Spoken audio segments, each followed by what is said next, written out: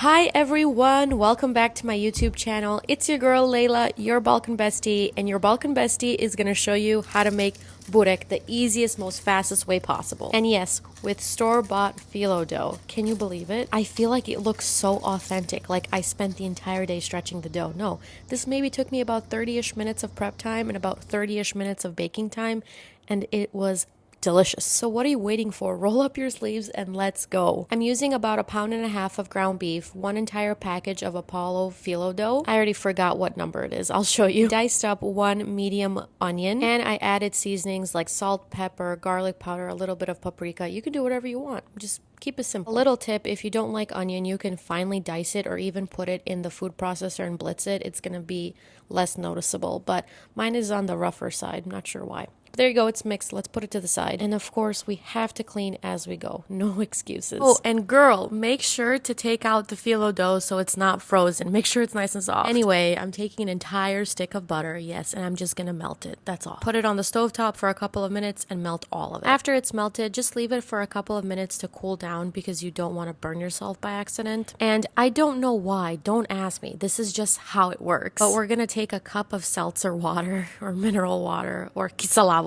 It measures out to exactly 1 cup. This cup that I have, I've measured it before. It's exactly 1 cup. So that's what I use to measure. And I'm just going to pour it directly into the butter mixture and set it to the side. You see how it gets nice and foamy? That's what we want.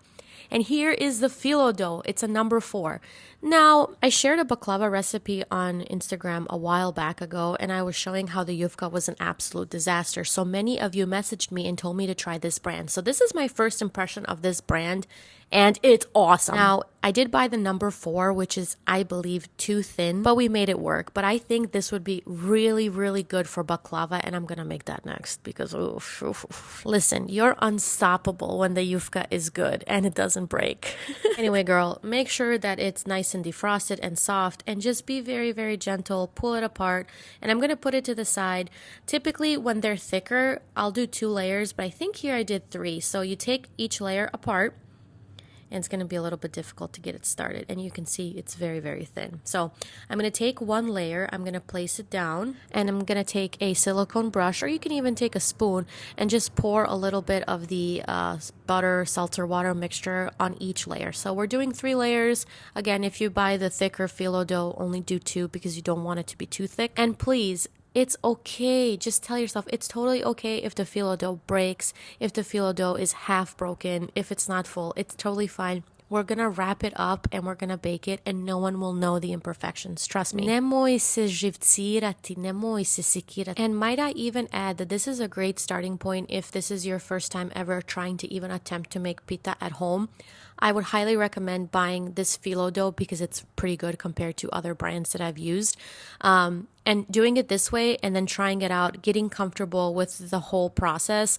And then you can follow my step-by-step series on how to make the perfect yufka. I have that over on my Instagram page and TikTok. Now, I'll probably get a lot of questions about where did I buy this package of phyllo dough. So I went on their website, and it looks like they're available nationwide in Target, Walmart, Meijer, Mariano's, other local grocery stores, it looks like. So just stop by the frozen food sections. You might be lucky and you might just find it. Okay, I've layered down the 3 sheets, and now I'm going to take that meat mixture that we made earlier, and I'm going to put it all on one end, the end that's closest to me, and I'm gonna pack it up with meat. I like my burek to be full. I've seen people make this by pan-searing the ground beef first, but then I feel like it loses all that juice and all that flavor that comes from the meat, so I'm not gonna do that. Now, if you look closely, you'll see all the places where I put the butter and seltzer water mixture, the yufka has gotten softer and even more easier to work with, which is a really good sign. So don't overdo it with the mixture because then your yufka can get soggy and it might even stick to the countertop.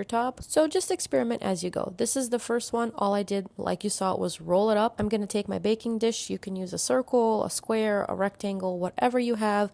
Just spray some oil at the bottom. I typically use parchment paper and I put it down. I forgot this time, to be honest with you, but that's also a really, really good beginner tip to add parchment paper to your baking dish before adding anything else. And I'm going to start from the outside and work my way in. When you're making homemade pita, you actually do it the opposite. You start from the inside, like the middle part, and you work your way out. This way is easier when you're working with pre-made phyllo dough. Again, don't ask me. Just do it. Now I'm gonna repeat the process so you can see again exactly what I did. Feel free to pause the video at any time and just take it one step at a time. If you pause at a certain point, you can always resume at another point for the video. If you've watched my kitchen tour video, you know exactly where I'm working. If you haven't watched the video, I'll link the video up here somewhere in this video and you can go and watch that next. But I have a little stool and I'm sitting down behind the camera and I'm making this. So this is a really good recipe for someone who doesn't have time, isn't good at stretching dough, wants a quick meal, or in my situation, wants to spend the least amount of time in the kitchen and eat some really good food. Since I am recovering from knee surgery, I am trying to find recipes that I typically make, but that take even less time of prepping and making and cooking and baking and frying and all that stuff in the kitchen. And I'm very satisfied with this one. Can you tell?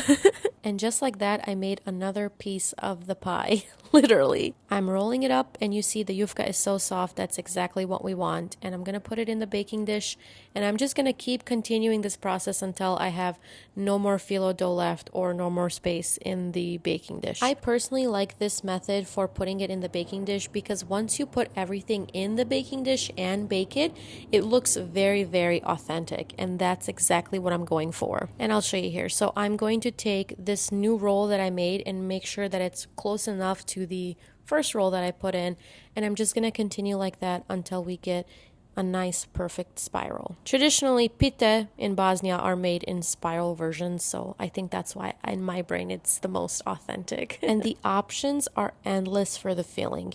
You can make savory kinds, you can make sweet kinds. Instead of ground beef, you can do ground chicken, you can do just the cheese, you could do a sweet apple pie type filling. Oof. Also seeing on TikTok pizza type fillings for it. I gotta try that one day. And look, after a couple of minutes, this is what we're working with. It looks pretty authentic to me. I take the rest of that butter seltzer mixture and I just put it on top so it gets nice and soft as well. So really recommend this phyllo dough. Again, the number 4 is a little too thin because I had to use 3 sheets, but that's totally fine. After 30-ish minutes in the oven until it's nice and golden brown at 450 degrees Fahrenheit, this is the result that we get.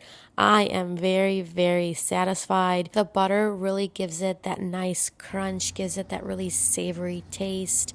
It was very, very good. It came out from the oven. I did immediately cover it with foil so it can soften a little bit because when it's really, really hot, it's hard to work with. So I cover it with foil, let it sit for about 10-ish minutes on the counter.